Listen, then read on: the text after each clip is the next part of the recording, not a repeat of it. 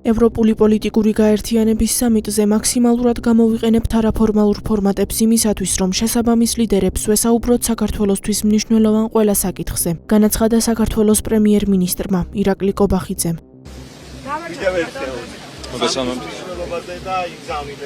მნიშვნელოვანი სამიტია, ევროპიდან ყველა ქვეყნის ლიდერი იქნება წარმოდგენილი, იქნება საშუალება, რომ კვალიმაგდის ფორმატში სიტყვით გამოვიდეთ, ასევე გამოვიყენებთ ამ ფორმატს იმისათვის, რომ სხვადასხვა ქვეყნის ლიდერებს გავესაუბროთ, ბუნებრივია საუბარი გვექნება ჩვენი ქვეყნის თავარ გზავნილებზე, რაც უკავშირდება ჩვენს ძირეულ ეროვნულ ინტერესებს.